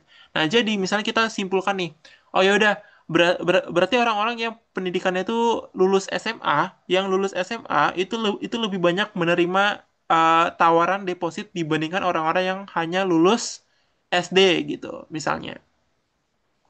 Terus habis itu yang lain lagi, yang rumpang yang kesekian, rumpang yang keenam ya, rumpang yang terakhir itu adalah ini teman-teman. Visualisasi masing-masing kategori balance group yang mempunyai hutang pribadi, yang dimana loan-nya itu adalah yes, atau yang tidak mempunyai hutang pribadi, loan-nya no. Nah, di sini yang tadi itu kan terkait dengan kolom target ya. Kolom target ya, apakah dia menerima deposit atau tidak. Sekarang yang kolom yang lain yang bukan kolom target. Di sini kolomnya adalah kolom kolom loan. Apakah dia mempunyai pinjaman, apakah dia mempunyai hutang hutang pribadi atau tidak gitu. Nah, misalnya yang mempunyai saldo negatif itu punya hutang pribadinya lebih banyak, dia berarti punya hutang pribadi lebih banyak dibandingkan yang uh, balance itu yang dibandingkan yang saldonya itu nol atau saldonya positif gitu. Jadi ada yang hutangnya banyak di negatif gitu, dan lain sebagainya. Nah, ini untuk yang pertama. Di sini berarti total rumpangnya ada berapa? Total rumpangnya ada sampai 6 rumpang, teman-teman. Jadi ada 1 sampai 6. Nah, di sini apakah pengerjaannya ini cepat? Cepat, teman-teman. Karena kenapa? Karena ya udah, kita kita cuma ngisi yang kosong-kosong aja. Selebihnya kita baca-baca doang. Kita baca-baca, kita pahami sehingga kita membuat PowerPoint-nya. Nah, itulah tujuan dari PowerPoint, teman-teman. Biar teman-teman nggak hanya asal ngisi, teks yang rumpang, tapi juga paham apa yang teman-teman lakukan sebelum mengisi teks rumpang ini. Oh, sebelum mengisi teks rumpang yang ini, kenapa bisa kita harus visualisasikan bar chartnya? Oh, mungkin karena kita harus tahu nih, apakah apakah penting yang kolom unknown ini atau tidak gitu. Kalau misalnya yang kolom unknown ini jumlahnya dikit banget, oh ya udah, kita tinggal hapus aja. Tapi karena yang kolom anon ini jumlahnya banyak, sama sama sama banyaknya bahkan, ya berarti ini penting juga nih kolomnya. Karena kalau misalnya kita hapus kolom unknown, kolom dengan value unknown, itu berarti akan menghapus banyak informasi gitu. Nah, itu teman-teman bisa baca semuanya ya, teman-teman ya. Ini kalau misalnya kita buat dari awal tuh sangat lama, teman-teman. Ini kalau misalnya kita buat dari awal sangat lama, butuh waktu hingga 1 bulan. Namun, karena kita waktunya hanya 14 hari, maka ya udah, yang perlu kita isi adalah yang kosong-kosong aja. Selebihnya itu kita tinggal baca-baca untuk dijadikan sebagai PowerPoint atau presentasi. Nah, ini untuk yang stage pertama, teman-teman, untuk yang tahap pertama. Sekarang yang tahap kedua. Tahap kedua itu adalah tentang data pre-processing. Nah, di data pre-processing ini adalah proses yang sangat panjang, dan ini memakan waktu lebih lama dibandingkan yang stage 1 maupun stage 3. Karena yang satu itu kan cuman kayak nge-analisis, terus yang ketiga kan cuman kayak apa ya, melakukan modeling.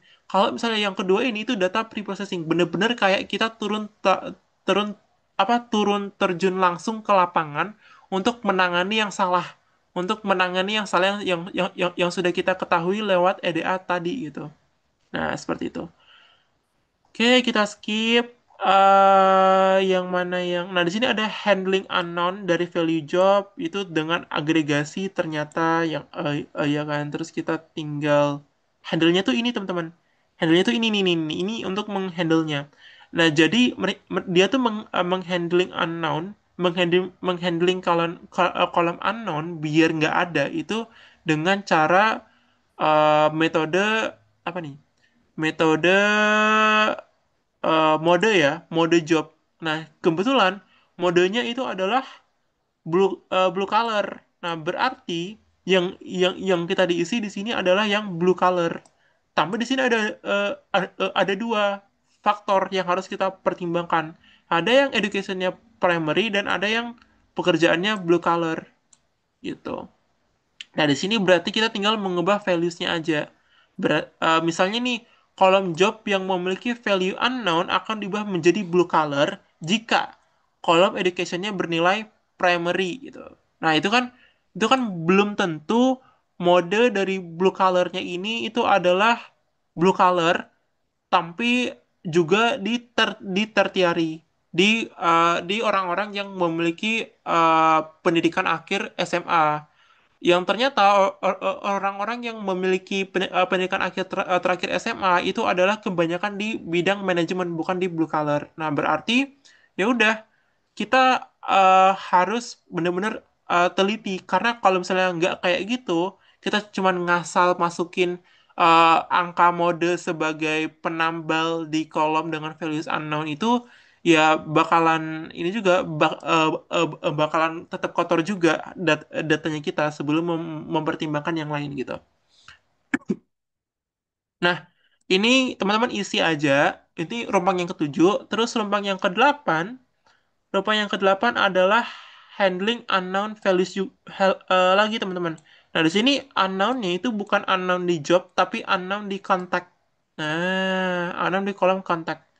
Dengan hasil akhirnya itu seperti ini. Ini hasil akhir yang terekspektasi. Maksudnya kayak ini adalah ekspektasinya. Cuman nggak apa-apa kalau kalau misalnya emang hasil akhirnya beda. Karena kalau kalau kalau kalau misalnya kodenya ini beda, ya udah hasilnya berarti beda, teman-teman. Terus habis itu kita langsung aja ke tes dataset, terus kita lanjut lagi ke ini teman-teman, ke mana lagi? Oh ya, astaga, astaga. Oke, nggak ada baris duplikat, kita juga udah ngelakuin itu di EDA tadi. Terus habis itu apakah di kolom balance itu apakah ada yang rumpang? Oh, ada. Nah, jadi rumpang yang kesembilan itu adalah feature engineering, teman-teman. Kita menambahkan fitur binary overdraft depth berdasarkan kondisi saldo negatif, menggunakan fungsi segmen dan fungsi lambda. Nah, di sini yang kosong ini, teman-teman, itu teman-teman menggabungkan antara fungsi segmen yang ini dengan fungsi lambda. Biar apa? Biar values yang ada di kolom overdraft depth-nya ini itu hanya bernilai dua value, teman-teman. Antara satu atau nol, antara satu atau nol. Dari yang awalnya yang balance-nya itu mungkin value-nya tuh banyak, sekarang tinggal cuman satu sama nol doang yang ada di overdraft depth gitu. Terus dinormalisasikan, terus normalisasi lagi, dan seterusnya. Nah, kita lihat requirements lagi ya teman-teman ya. Kita lihat yang perlu kita. Oke. Yang selanjutnya adalah yang perlu kita lakukan adalah normalisasi, teman-teman. Itu menggunakan apa? Menggunakan min max scalar ya. Ini spesifik banget, menggunakan min max scalar itu untuk kolom age, teman-teman, atau untuk kolom umur ya. Di sini ada kolom age sama kolom PP age norm. Nah, di sini yang perlu teman-teman perhatikan, di sini ada kolom PP age norm. Nah, ini dari mana asalnya? Itu dari sini, teman-teman. Dari proses yang kita skip dari dari sini. Nah, di sini coba kita lihat ya. Di sini ada kolom age. Misalnya kita lihat nih. Kita cari kolom age, kita cari kolom age. Kolom H.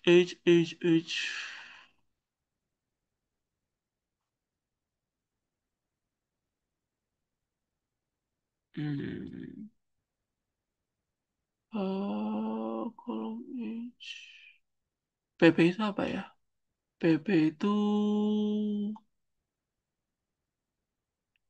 H. Ntar, pelan-pelan, pelan-pelan, pelan-pelan. Ini kan balance. Ini tuh balance. Ah, ini PP balance. PP itu kan berarti dia yang sudah di yang sudah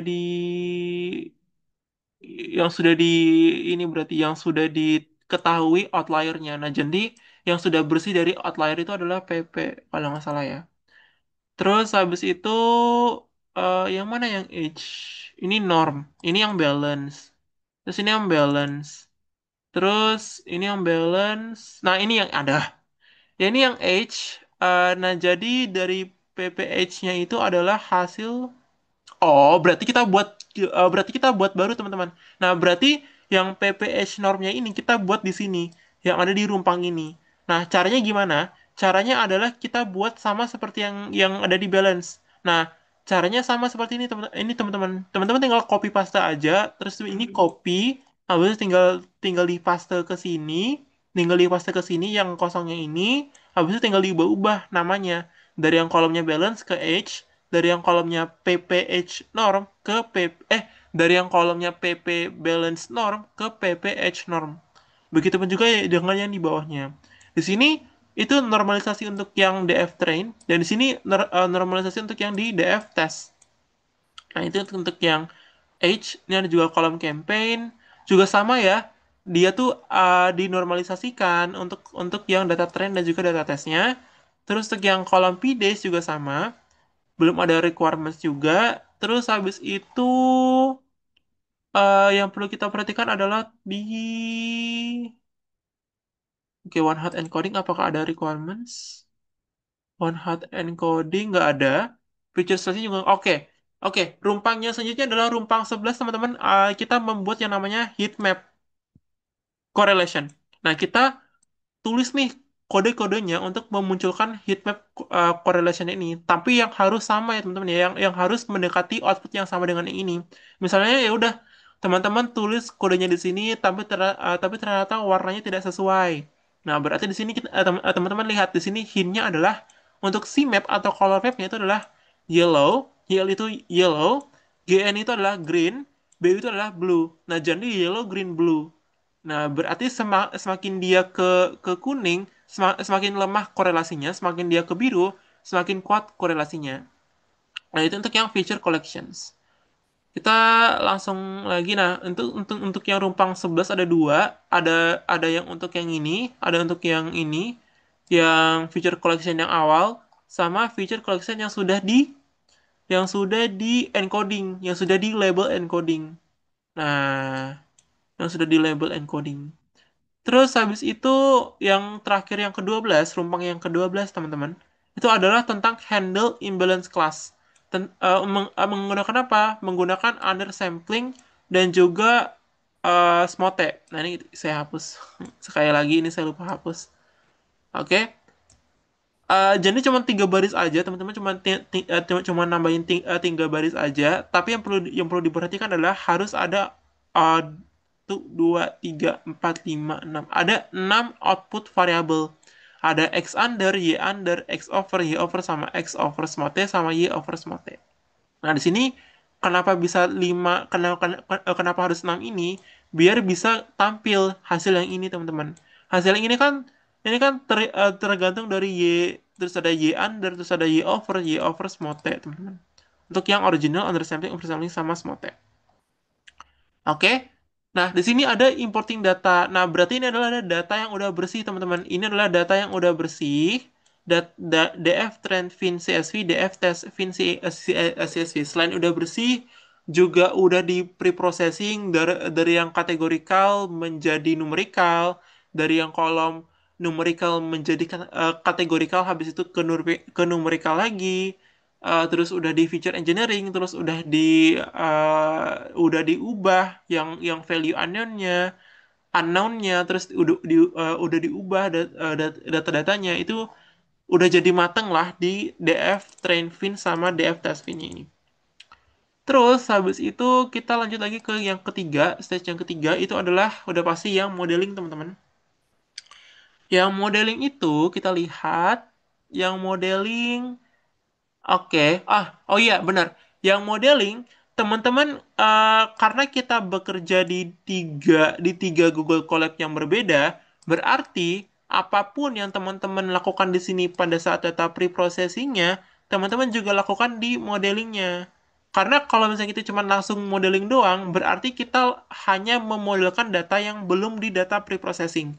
Ya, oleh karena itu kita harus mempreprocessing dulu datanya, baru kita ke modeling teman-teman. Nah, di sini teman-teman tinggal copy paste yang dari yang kedua aja, ya. Di sini ada tulisan rumpang nomor 7. Terus ini juga ada tulisan rumpang nomor 8. Itu teman-teman tinggal copy paste di yang kedua ini. Terus habis itu apalagi nih? Terus habis itu rupang nomor 10 juga ada di sini ternyata kita tambahin. Terus diisi juga di sini untuk yang normalisasi. Terus lanjut lagi teman-teman, di sini kita punya label encoding juga. Label encoding ya nih, dari yang kategorik menjadi yang numerik, dari yang kategorik menjadi numerik. Nah, Nah, teman-teman di sini kan ada ini ya teman-teman ya, ada nah di sini kan ada success unknown failure other terus 1 0 0 0. Nah, berarti ya udah ini tuh kayak sekaligus mengelompokkan gitu loh teman-teman. Nah, untuk yang satu udah pasti sukses, untuk yang nol udah pasti yang unknown, failure sama other. Nah, berarti itu juga termasuk pengelompokan juga di sini. Nah, ini juga sama teman-teman. Ada yang married sama ada yang single sama divorce. Nah, ini mungkin alasannya kenapa mereka bisa kayak gini adalah karena ketika jumlah orang di single sama divorce ini digabungkan, itu enggak itu tetap akan lebih rendah dibandingkan yang jumlah married. Nah, jadi walaupun mereka digabungkan, itu bakalan tetap sama aja insight-nya. Ya udah, jumlah orang yang ada di single dan juga divorce itu tetap sama, teman-teman. Maksudnya ya kayak tetap lebih rendah dibandingkan dengan jumlah orang yang sudah menikah gitu.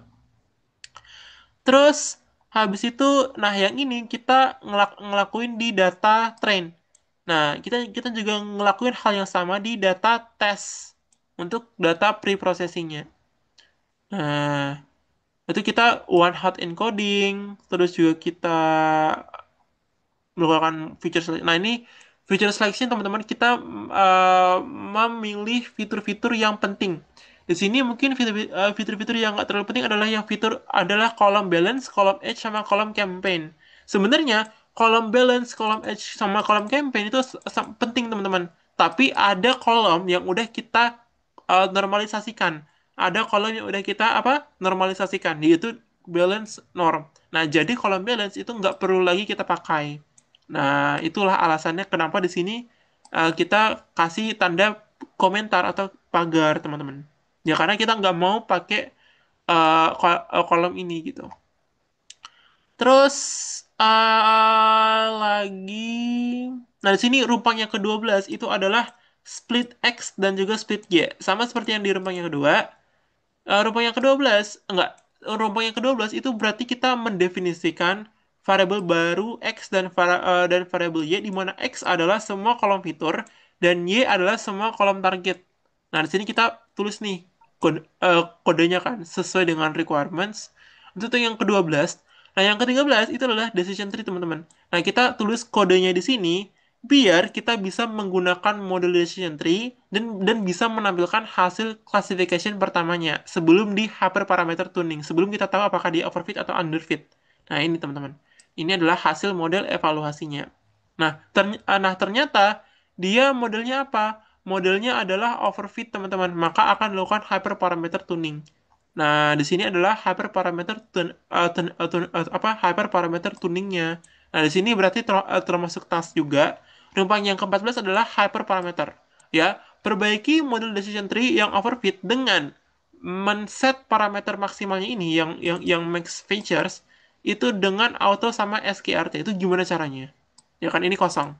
Terus menggunakan CV atau cross validation sebesar 5 di sini teman-teman di sini. Nah, terus menggunakan recall sebagai scoring itu di hyperparameternya, itu di sini juga teman-teman. Oke? Nah, di sini ada yang titik artinya adalah rumpang yang kosong yang harus teman-teman isi. Nanti untuk yang rumpang nomor 14, nah, rumpang nomor 15 sampai rumpang nomor 20 itu semua tentang modeling, teman-teman. Ya, di sini ada tentang modeling tapi untuk yang random forest, terus yang ke-16 itu juga modeling tapi untuk yang logistic regression. Tentunya masing-masing modeling ini tuh punya treatment yang berbeda-beda sehingga kodenya bisa jadi berbeda-beda pula gitu kan. Nah, seperti itu. Terus habis itu KNN juga ini saya lupa hapus. KNN juga. Terus Naif Base juga, XGBoost juga. Nah, yang terakhir adalah ada boost, teman-teman. ada bus yang nggak kita lakukan hyperparameter. Nah, terus habis itu, oh, kita ngelakuin hyperparameter, deng. Tapi nilai recall-nya menurun. Berarti meskipun kita melakukan hyperparameter, tapi performa model itu menurun. Berarti ya udah nggak guna aja untuk yang hyperparameter ini, gitu teman-teman. Nah, sub decision tree teman-teman nggak usah ubah, teman-teman tinggal lihat aja dan baca dan pahami juga biar teman-teman bisa masukin ke apa? Ke PowerPoint. Dan sekian, selesai teman-teman. Nah, kalau misalnya teman-teman lihat di sini yang rumpang itu blok kodenya itu ya udah yang simple aja, maksudnya kayak yang bukan yang kompleks, yang baru itu enggak teman-teman. Itu yang udah kita pelajari semuanya, yang udah kita pelajari dari awal sampai akhir ya. Nah, jadi eh, kesimpulannya seperti apa? Kesimpulannya adalah seperti ini, teman-teman. Nah, untuk yang stage yang pertama, itu ada 6 yang rumpang, teman-teman. Ada 6 blok kode yang rumpang yang harus kita isi. Yang pertama ada visualisasi box plot, ada bar plot, terus ada pengkategorian kolom, ada pengkategorian kolom lagi, terus ada visualisasi bar chart sama visualisasi insight, teman-teman. Terus untuk yang stage yang kedua, itu ada mengubah values, kita juga handling unknown values, feature engineering, normalisasi, dan heatmap correlation. Ya.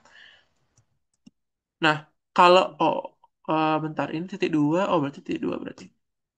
Nah, terus habisnya juga titik dua. Nah, habis itu untuk yang stage yang kedua ada 5 rumpang. Terus untuk yang stage yang pertama ada 6 rumpang. Nah, sisanya itu adalah di stage yang ketiga. Nah, di stage yang ketiga ini adalah rumpang yang paling banyak, teman-teman. Nah, nah, masing-masing rumpang itu poinnya 5 teman-teman. Jadi kalau misalnya kita kalikan 5 dikali 20 itu hasilnya adalah 100. Ya, berarti untuk yang penilaian untuk yang ini, penilaiannya untuk yang Google Colab ini itu adalah 100. Nah, beda sama penilaian penilaian yang ada di eh, PowerPoint. Apakah PowerPoint-nya teman-teman itu lengkap atau tidak, teman-teman? Ya. Nah, di sini kan di, di sini kan disuruh ya teman-teman ya. Di sini kan disuruh untuk berisi untuk folder yang berisi notebook yang sudah dengan PCA dan notebook yang tanpa PCA.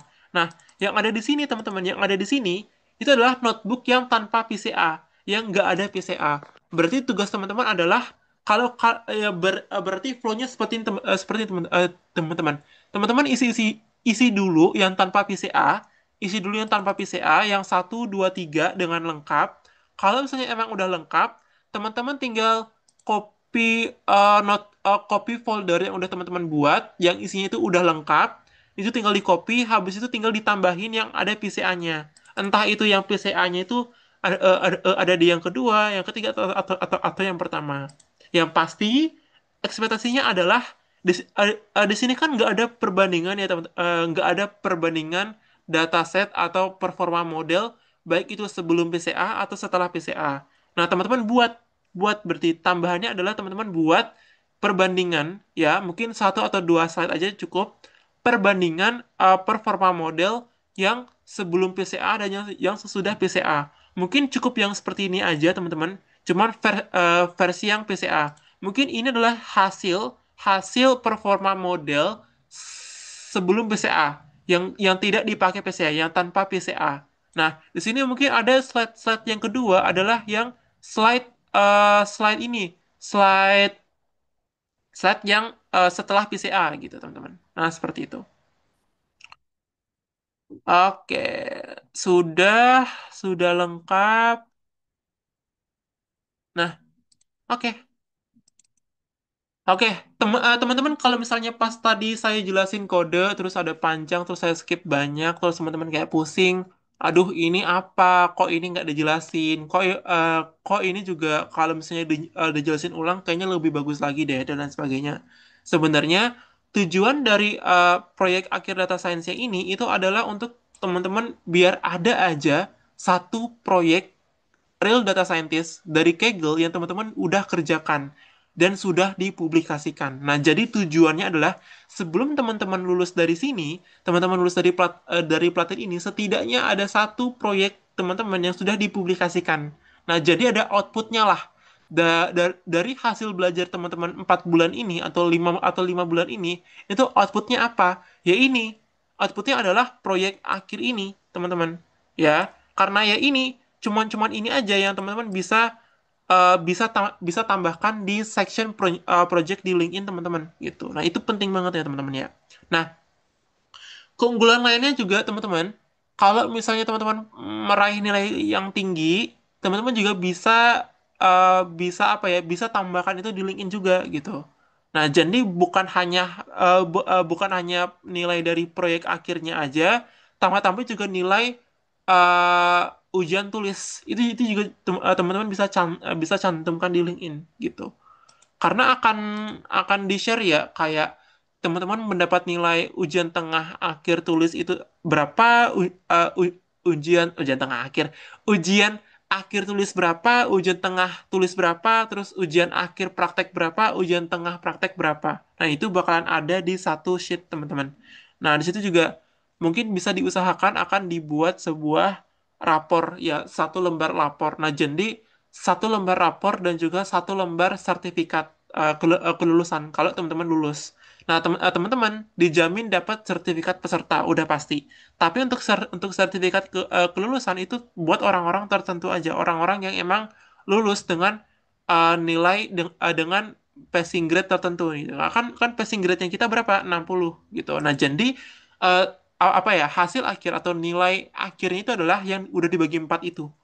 Yang udah dibagi 4 antara yang ujian tengah, ujian tengah tulis, ujian tengah praktek, ujian akhir tulis sama ujian akhir praktek itu dibagi 4 semua. Dibagi 4 sama rata. Itu teman-teman. Oke, sudah selesai. Mungkin saya buka sesi tanya jawab aja. Kalau misalnya dari sini teman-teman masih ada pertanyaan lagi, pas teman-teman explore kodenya, terus teman-teman menemui kejanggalan, nah itu tinggal dikasih tahu aja di grup. Itu akan saya jawab teman-teman. Biar biar biar nggak dua kali ya. Misalnya nih ada tiga orang dari teman-teman yang punya pertanyaan yang sama, terus PC ke saya kan itu kan lumayan lumayan ribet ya. Ya mendingan langsung aja share ke grup. Ntar kalau misalnya teman-teman punya pertanyaan yang sama, oh udah ada solusinya gitu. Sekali jadi kayak sekali gitu. Oke, yang pertama ada Kak Alamanda nih. Kak, itu kan ada 3 notebook. Ntar. Itu kan ada 3 notebook. Tadi udah dibahas belum ya? Ketentuan penamaan file tiap notebook tersebut. Oh iya bener. Nama file Oh, file notebook. Oh ya, nama file notebook ya. Kalau kalau untuk yang folder notebook itu ada ketentuannya. Kalau untuk yang file notebook itu nggak ada, teman-teman. Teman-teman kalau misalnya yang pertama nih, misalnya yang pertama teman-teman ubah misalnya jadi stage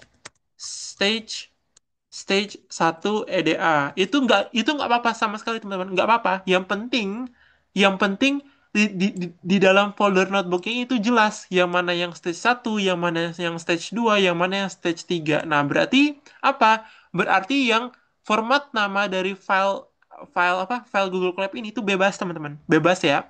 Yang ditentukan adalah yang ini. Yang ini, teman-teman. Nah, jadi di sini ada namanya teman-teman, teman-teman, terus ini misalnya kayak project yang tanpa PCA berarti formatnya adalah proyek, terus data science advance advance dah. Nah, itu berarti ini. Nah, caranya buat nge-share link itu teman-teman juga harusnya udah tahu ya. Itu tinggal klik yang titik 3, terus klik yang bagikan, terus di sini ada link. Nah, di sini jangan jangan dibatasi ya, harus diubah ke siapa saja yang memiliki link. Nah, itu di set ke apa? Ke pelihat aja, nggak apa-apa, teman-teman. Ke pelihat, habis itu salin link, udah. Habis itu linknya itu dipaste di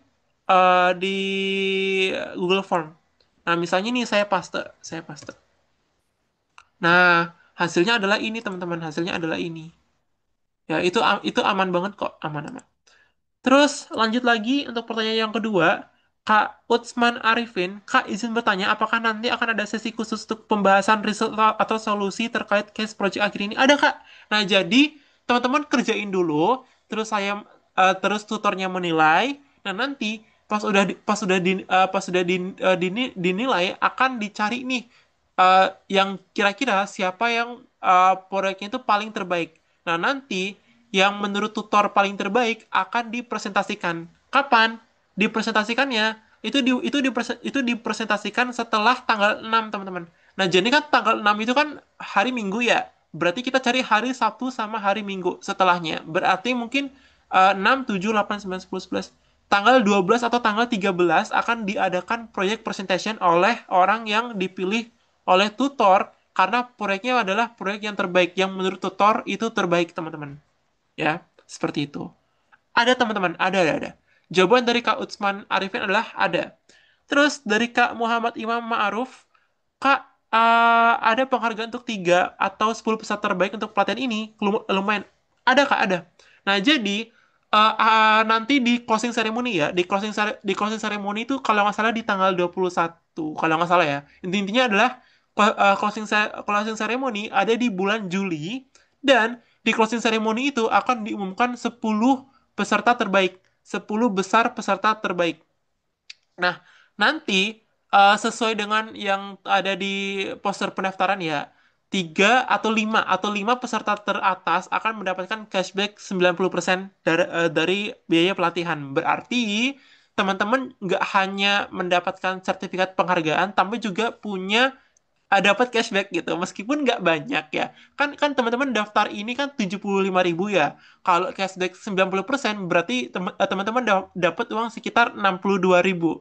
Nah, itu kan kayak lumayan gitu loh, kayak teman-teman daftar cuman 10.000 atau 15.000, sekaligus juga dapat penghargaan top 5 gitu. Saya lupa mungkin top 5 atau top 3. Ya, intinya adalah kalau top-topan itu bakal dapat cashback, teman-teman. Ada di mana ya? Di poster pendaftaran. Cuman saya belum cek, makanya saya nggak terlalu tahu gitu. Terus habis itu dari Kak Rasi nih. Kak, kalau boleh tahu kriterianya apa aja untuk bisa presentasi hasil proyeknya? Eh, Kriteria yang dimiliki oleh tutor itu rahasia ya, teman-teman ya. Masing-masing tutor itu punya caranya mereka masing-masing untuk menilai. Nah, jadi kemungkinan ada beberapa tutor yang bilang kalau oh ini si A itu bagus, sedangkan ada beberapa tutor yang bilang oh si B ini bagus. Nah, nanti akan di voting yang mana aja yang paling banyak masuk kategori yang bagus. Oh, si C ternyata yang bagus, yang paling bagus di antara yang bagus. Oh yaudah, yang orang itu aja yang kita ajak untuk jadikan untuk presentasi. Namun kalau misalnya si C-nya itu nggak sempat atau mungkin ada kegiatan lain di hari itu, ya udah kita pilih si B atau kita pilih si A yang mungkin kedua kedua terbaik atau ketiga terbaik gitu. Nah, itu tergantung situasi kondisi ya, teman-teman ya. Nah, jadi belum tentu yang kita tunjuk untuk presentasi adalah yang terbaik. Kemungkinan yang terbaik emang lagi berhalangan aja meeting, yang terbaik emang lagi berhalangan aja buat presentasi, sehingga yang menggantikannya adalah yang kedua terbaik atau yang ketiga terbaik. Nah, itu tergantung situasi kondisi. Oke, kita nggak bisa apa ya, kontrol itu. Cuman udah pasti akan ada yang presentasi. Terus, oke, maaf Kak, dari Kak Mufid Habirul ya. Dari Kak Mufid, maaf Kak, dari collab tadi saya belum nangkep yang dengan PCA dan yang tanpa PCA itu di bagian mana ya? Kayaknya saya kelewat. Nah, inilah challenge atau tantangan teman-teman untuk mengingat kembali PCA itu ada di mana. Nah, jadi di sini kan teman-teman lihat nih. Di sini kan teman-teman lihat yang pertama, stage kedua sama stage ketiga kan. Nah, stage pertama itu apa? EDA. Stage ketiga itu apa? Stage kedua itu apa? Data pre-processing. Terus stage yang ketiga itu adalah data modeling. Nah, berarti PCA ini itu cocok di mana? Di notebook yang mana? Nah, itulah tantangannya, teman-teman. Nah, berarti yang benar menempatkan PCA itu di salah satu notebook ini berarti itu yang dapat nilai mungkin lebih tinggi gitu ya, karena penempatan PCA-nya itu benar gitu. Dan PCA ini itu juga nggak memakan kode yang banyak ya. Dia hanya mempengaruhi hasil model aja, udah. Dia hanya mempengaruhi hasil model. Selebihnya, misalnya kayak handle handle missing values, handle outlier, handle duplicated, itu kan udah ada ya. Itu udah ada semua teman-teman. Ya udah, tinggal ditambahin aja PCA-nya itu di mana. Nah, itu adalah tantangannya teman-teman. Itu PCA-nya ada di mana, itu tergantung dari pemahaman teman-teman. Bisa jadi ada beberapa dari teman-teman yang paham kalau PCA itu harusnya ditempatkan di EDA, atau mungkin PCA harusnya ditempatkan di data modeling. Nah, itu kan bisa berbeda-beda ya teman-teman ya. Cuman memang ada nih jawaban yang benarnya, jawaban penempatan yang benarnya, entah itu di EDA, data preprocessing, atau di data modeling.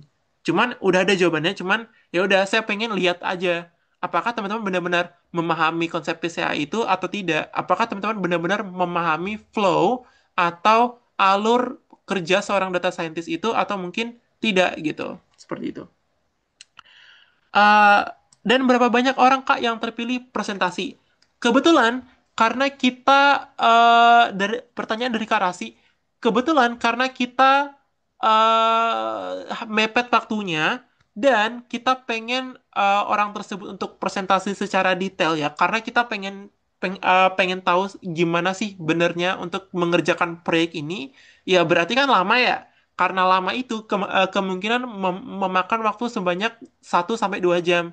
Ya udah, yang kita pilih cuma satu ya teman-teman ya. Yang kita pilih buat presentasi itu cuma satu. Terus dari Kak Alvin, ada penambahan waktu nggak Kak? Tergantung. Sekali lagi ya teman-teman ya, saya juga udah jelasin juga tadi, tergantung. Kalau misalnya mungkin di akhir-akhir deadline itu, di akhir-akhir deadline baru sedikitnya mengumpul, oh ya udah, berarti saya langsung umumin aja di grup. Oh ya udah, kita perpanjang waktu sampai kapan? Cuman nggak bener-bener sampai 2 kali lipat, maksudnya kayak deadline-nya tuh sampai tanggal 6, terus diperpanjang sampai tanggal 21. Itu nggak mungkin ya teman-teman ya. Kemungkinan hanya diperpanjang sampai 3 atau 4 harian setelah itu. Ya kan karena untuk apa ya, untuk menyempatkan waktu kita mencari kandidat yang terbaik. Terus kita juga mencari, kita juga bukan mencari sih, kita kayak eh, menilai hasil ujiannya juga gitu kan. Nah, jadi ya spare waktu untuk tutor untuk menilai gitu. Nah, seperti itu. Terus dari Kak Prita, eh, tugas-tugasnya yang ada 3 Google Colab betul, stage 1, stage 2, stage 3 betul. Terus yang Microsoft Word, yang presentasi-presentasi yang ini, Microsoft Word, presentasi-presentasi PowerPoint dari PPT atau Canva bentuk PDF. Nah, jadi untuk presentasinya teman-teman saya bebaskan ya. Mau itu teman-teman buat PowerPoint-nya di Canva, mau itu teman-teman buat PowerPoint-nya di Microsoft Word, Microsoft PowerPoint, itu bebas aja teman-teman. Yang penting hasil akhirnya atau link PDF atau link dokumennya yang teman-teman share adalah link dokumen PDF. PDF ya teman-teman ya. Nah, jadi di Canva itu bisa kok ngubah dari yang PowerPoint jadi PDF. Begitupun juga dengan Microsoft PowerPoint itu juga bisa mengubah format file dari yang PPTX menjadi PDF. Nah, jadi yang perlu diperhatikan di sini adalah yang formatnya teman-teman. Harus yang PDF, bukan yang PPTX atau mungkin link Canva itu jangan ya teman-teman ya. Jangan share link Canva, share link ini teman-teman. Link PDF. PDF yang teman-teman udah masukin ke Google Drive gitu. Di-share di-share di 2 folder project PC Adam. Betul. Di sini misalnya ada satu folder nih. Misalnya di sini ada 1, 2, 3 dan teman-teman udah isi semua. Dan ini yang tanpa PCA ya, teman-teman yang tanpa PCA. Terus kalau misalnya teman-teman mau yang nambahin dengan PCA, berarti teman-teman tinggal klik ini, klik yang titik 3, terus klik yang atau mungkin di download dulu ya, di download dulu. Terus dia memuat file zip. Dia menyiapkan download dulu. Nah, setelah di-download, teman-teman ekstrak nih. Misalnya, bentar ya. Saya ekstrak dulu dari laptop komputer saya ekstrak dari yang zipnya ini. Nah, oke. Nah, di sini saya copy, habis itu saya paste di sini. Nah, dari komputer lokalnya teman-teman, itu teman-teman tinggal, bentar, saya masuk ke sini. Nah, teman-teman tinggal klik yang baru, habis itu folder baru, enggak, baru, habis itu upload folder. Nah, dari sini teman-teman tinggal ngupload ini, ngupload folder yang udah teman-teman download gitu. Simpan, simpan kedua folder. Nah, tinggal ngeproses. Nah, ini kan ada dua nih. Nah, dua-duanya ini teman-teman, dua-duanya ini itu adalah yang tanpa PCA. Ya udah teman-teman tinggal pilih aja yang mana yang mau ditambahin PCA dan sebelum itu teman-teman ganti nama. Misalnya diganti nama menjadi proyek PCA. Ya udah, berarti ini yang proyek PCA, berarti ini yang proyek yang tanpa PCA. Habis itu teman-teman lihat performanya yang mana yang lebih bagus, apakah yang dengan PCA atau yang tanpa PCA. Terus teman-teman tambahin itu di slide PowerPoint gitu. Terus eh presentasi PowerPoint dari PPT atau Canva, betul, dalam bentuk PDF ya. Intinya adalah outputnya PDF. Dan PowerPoint-nya satu, betul Kak. PowerPoint-nya satu ya teman-teman ya. PowerPoint-nya hanya satu dalam bentuk PDF. Ya, sesuai dengan requirements yang ada di sini, yang ada di sini. Nah, cuman satu teman-teman, link PDF Google Drive presentasi PowerPoint hasil dalam kondisi bisa dilihat oleh semua orang. Ya, ini juga semuanya teman-teman, semuanya teman-teman share di LinkedIn ya, LinkedIn. Nah, oh ya, usahakan juga di dalam ini teman-teman, di dalam sini itu di dalam sini itu teman-teman di dalam PowerPoint teman-teman jangan lupa cantumin juga link Google Colab biar orang-orang pas ngelihat proyeknya teman-teman lewat PowerPoint dia bisa klik link Google Colab-nya, bisa akses, bisa tahu teman-teman ngelakuin aja lewat praktisnya, maksudnya kayak teknisnya itu seperti apa. Nah, mereka tuh bisa bisa tahu teman-teman dari situ. Dan kabar baiknya adalah di sini proyeknya ini yang stage 1, stage 2, stage 3 itu udah bagus teman-teman. Teman-teman tinggal mengisi yang kosong-kosong dan kalau udah diisi itu udah bagus. Itu udah jadi proyek portofolio yang sempurna, yang bukan sempurna sih, yang seutuhnya. Proyek data scientist yang seutuhnya teman-teman. Seperti itu. Berarti tanpa Microsoft Word? Iya enggak, Kak. Iya betul, enggak. Jadi eh pembuatan PowerPoint itu kan sebenarnya pembuatan PowerPoint apakah bisa di Microsoft Word itu kayaknya nggak terlalu tepat karena Microsoft Word tidak terlalu bisa membuat PowerPoint. Yang bisa cepat membuat PowerPoint hanyalah Microsoft PowerPoint sama Canva gitu. Atau mungkin ada yang lain selain Microsoft PowerPoint atau mungkin Canva yang bisa untuk PowerPoint itu bisa. Tapi setahu saya Microsoft Word itu nggak bisa buat PowerPoint. Nah, gitu. Terus ini nggak ada Microsoft Word ya Kak ya. Di sini nggak ada Microsoft Word. eh Presentasi itu tidak memakai Microsoft Word. Presentasi itu pakai awalnya sebelum diubah ke PDF itu memakai antara PPTX atau Canva gitu. Nah, kalau Microsoft Word setahu saya tidak bisa dilakukan presentasi gitu. Jadi dia nggak nggak ada presentasinya. Dia cuman kayak ya udah untuk yang operasi operasi apa? Operasi huruf, operasi kalimat, atau operasi paragraf. Kayak buat proposal itu di Microsoft Word atau mungkin buat buat kayak gini juga di Microsoft Word. Cuman untuk buat PowerPoint itu sesaran saya jangan buat di Microsoft Word supaya cepet ya. Kalau buat di Microsoft Word mungkin bisa, cuman lama lama lama banget teman-teman harus ubah ini ke ini teman-teman. Nah ini ke landscape tuh teman-teman harus ubah ke landscape dulu belum belum lagi teman-teman kalau kalau misalnya ini ini harus di apa ditambahin kayak dekorasi itu susah kalau di Word teman-teman. Jadi saran saya adalah jangan di Word buat presentasinya, di PowerPoint aja atau mungkin di Canva. Supaya cepet ya. Ini tujuannya adalah supaya cepet dan supaya bagus juga hasilnya gitu. Coba saya ubah lagi di sini. Daftar halaman. Oke.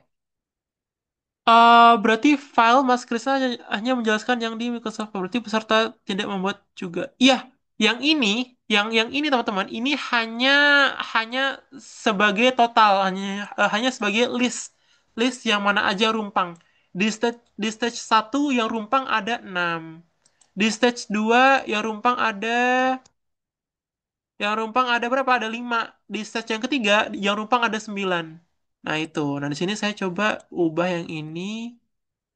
Jadi yang ini tuh cuman ini ya teman-teman ya, cuman cuman sebagai ini aja, cuman sebagai bentar ini kok kayak gini. Nah, oke, yang ini tuh cuman sebagai eh pengingat aja kalau di stage yang ketiga itu ada berapa rumpang, di stage yang keempat itu ada, di stage yang kedua itu ada berapa rumpang, yang pertama itu ada berapa rumpang. Ya, siapa tahu teman-teman, seingat teman-teman mengerjakan 5 rumpang, tapi ternyata hanya 6 rumpang, ternyata ada 6 rumpang. Nah, teman-teman bisa cek di sini. Nah, ini adalah kayak rangkuman rumpang perumpangan gitu lah. Oke, sama-sama Kak. Ada lagi pertanyaan? Boleh di-share ke kolom chat. Iya, nanti teman-teman kalau misalnya masih bingung apa aja yang harus dikumpulkan, di sini ada kok, di sini ada. Nih, ada link folder yang dengan PCA, ada link folder dengan yang tanpa PCA, terus ada link PDF presentasi, PPT, sama screenshot hasil upload di LinkedIn. Nah, ini dalam bentuk format apa aja? Bisa PNG bisa, JPG bisa, JPEG juga bisa. Yang penting gambar. Ya. Udah, habis itu apalagi teman-teman? Oke, mungkin satu pertanyaan terakhir mungkin. Kalau ada ya, kalau ada satu pertanyaan terakhir. Boleh. Oke, dari Kak Muhammad Imam. Oke, ada nih pertanyaan terakhir. Oke, dari Kak Rahmat Ramadan. Dari template yang diberikan berarti ditambah satu PCA. Betul, Kak. Betul, betul, betul. Ini kan lengkap ya, mesti kayak lengkap dari awal sampai akhir. Tapi mungkin kalau kalau misalnya teman-teman ketemu hasil yang berbeda, ya otomatis teman-teman juga ubah dong. Jangan jangan sama. Misalnya nih, di sini ada. Oke, yang sederhana aja. Misalnya di model evaluation di logistic regression, teman-teman dapat accuracy testnya adalah 0,8. Ya, jangan sama dengan yang ini. Karena kalau misalnya teman-teman masukin link Google Colab di PowerPoint-nya teman-teman, terus orang itu ngelihat link Google Colab-nya teman-teman, dan mereka sadar kalau itu beda hasilnya dengan yang ada di PowerPoint, ya berarti kepercayaan mereka yang datang di LinkedIn-nya teman-teman itu berkurang, ya kan, ya karena emang nggak sama. Nah berarti ini disesuaikan ya teman-teman ya, nggak ketiplek sama semua hasilnya, nggak, karena bisa jadi beda, karena kodenya teman-teman juga siapa tahu beda, ya berarti hasilnya juga beda gitu, seperti itu Kak. Betul. Yang hanya ditambah hanya yang PCA aja. Mungkin ini satu slide aja, Kak. Satu slide aja. Oke, dari Kak Alamanda, Kak, untuk notebook yang dengan PCA berarti berbeda dengan notebook yang tanpa PCA. Iya, heeh. Begitu juga dengan foldernya. Misalnya nih, oke, teman-teman memutuskan PCA itu ada di stage yang ketiga. Berarti yang nggak diubah yang mana? Yang nggak diubah yang stage 1 sama stage 2. Yang ketiga itu diubah. Nah, itu teman-teman. Oke, untuk yang PCA. Yang di-up di LinkedIn SS-annya aja, Kak. Nggak sama satu PT-nya juga sekalian. Iya, nggak, masih ingin lihat teman-teman. Nah, di sini saya tunjukkan lagi ya teman-teman ya. Di sini teman-teman lihat, di hasil screenshotannya saya, di paling bawah nih, di paling bawah ada dokumen. Nah, jadi yang teman-teman masukin di LinkedIn itu adalah PowerPoint. PowerPoint-nya itu isinya juga ada link Google Drive, atau mungkin link folder Google Drive. Nah, di situ udah lengkap di PowerPoint-nya teman-teman. Intinya adalah yang teman-teman masukin itu adalah PowerPoint-nya. Terus pas sudah teman-teman masukin, pas sudah teman-teman publish ke publik, teman-teman screenshot. Nah, screenshotannya itu sebagai bukti teman-teman udah apa ya? Udah menyelesaikan salah satu requirements dari ujian praktek ini. Nah, itu teman-teman. Seperti itu. Oke? Oke, apakah ada pertanyaan lagi? Oke, ada pertanyaan lagi. Berarti bikin oh, enggak gitu teman-teman. Gini loh. Oke, dari Kak Alamanda, berarti bikin 4 notebook, tapi tiap drive dengan dan tanpa PCA, isinya masing-masing 3 notebook, tapi yang membedakan hanya notebook dengan tanpa atau jadi yang pertama, yang proyek yang tanpa PCA 3, yang proyek yang dengan PCA juga tiga. Nah, jadi yang tanpa PCA 3, yang dengan PCA itu juga 3, ya 3. Nah, yang membedakan PCA dengan yang tanpa PCA adalah kemungkinan yang di sini mungkin ya teman-teman memutuskan untuk yang ketiganya ini tuh dimasukin yang kode PCA. Ya berarti yang membedakan hanya yang ini doang gitu. Yang lainnya tetap sama. Nah, berarti eh, masing-masing folder itu punya 3 stage ya teman-teman ya. Di masing-masing folder itu nggak ada yang cuman punya 4 stage, nggak ada yang cuman punya 2 stage. Masing-masing folder itu punya 3 stage. Cuman yang membedakan adalah ada atau tidaknya PCA di notebook teman-teman. Itu aja sih Kak, gitu. Kalau bikin 4 notebook, mungkin ya, mungkin di dalam pikirannya Kak Alamanda, mungkin ini disalin. Misalnya nih, kita memutuskan kalau PCA-nya itu kita ada di stage yang ketiga, ya udah kita salin. Terus kita buat di sini misalnya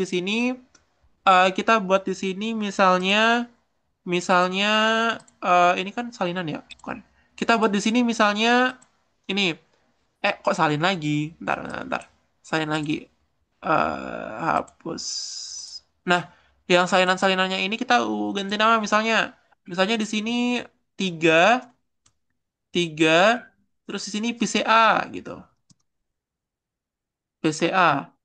Terus di sini tiga, tapi yang tanpa PCA.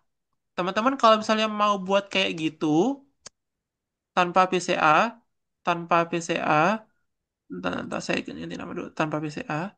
Teman-teman kalau misalnya mau buat yang kayak gini bisa, tapi dengan catatan nanti yang tanpa PCA sama dengan PCA itu teman-teman pisah di folder yang terpisah ya teman-teman ya.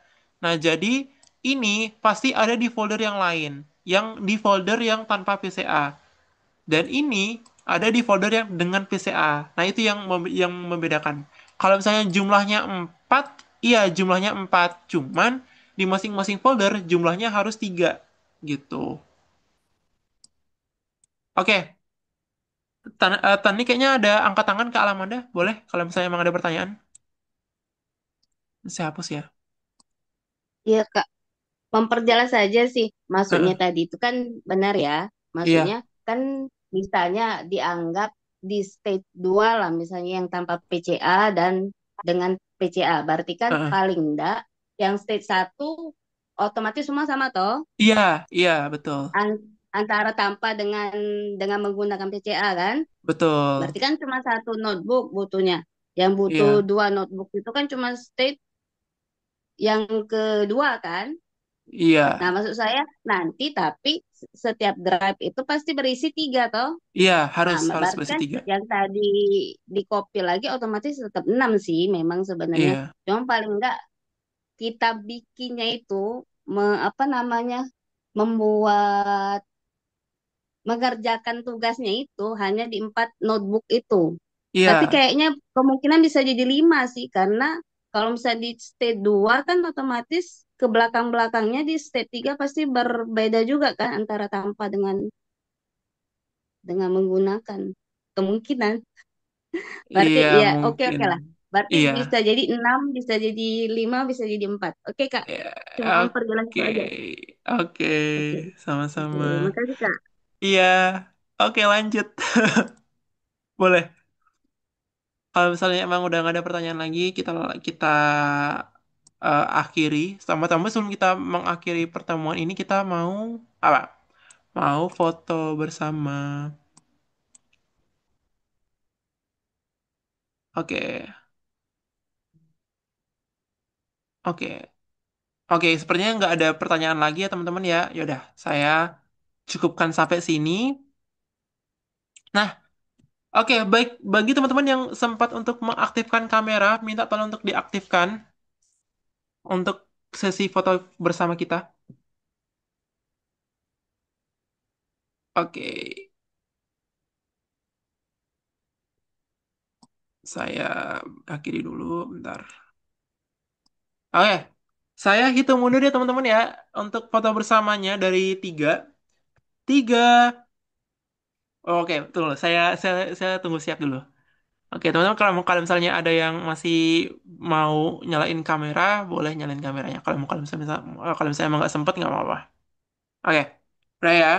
Berarti ada sekitar 1, 2, 3, 4, 5, 1, 2, 3. Ada 15, ada 16 orang. Oke, mantap. Ya, kita mulai. 3, 2, 1. Oke, sekali lagi. Bentar, ini saya sembunyiin dulu. Oke, 3, 2, 1. Oke, terima kasih banyak teman-teman. Oke. Oke, baik. Terima kasih atas kehadirannya saat ini. Kehadiran teman-teman sangat berarti ya. Karena 26 orang yang hadir saat ini itu bisa menyempatkan waktu weekendnya untuk untuk berpartisipasi ke menjadi peserta penontonnya lah. Penonton sekaligus yang nanya-nanya untuk yang proyek akhirnya ini. Oke, sekian teman-teman. Sampai jumpa di pertemuan selanjutnya. Kita masih ada 3 modul tambahan lagi, tapi di 3 modul tambahan itu tuh nggak berpengaruh ke proyeknya teman-teman ya. Nah, untuk yang fundamental of deep learning dan juga mungkin deployment and mentoring itu tuh nggak berpengaruh. Maksudnya kayak teori-teori yang kita pelajari di modul-modul berikutnya itu nggak berpengaruh ke project teman-teman. Intinya project itu dari modul 5 sampai modul 12 udah. Modul seterusnya itu nggak diperlukan. Oke? Baik, terima kasih teman-teman. Sampai jumpa di kesempatan berikutnya. Wassalamualaikum warahmatullahi wabarakatuh.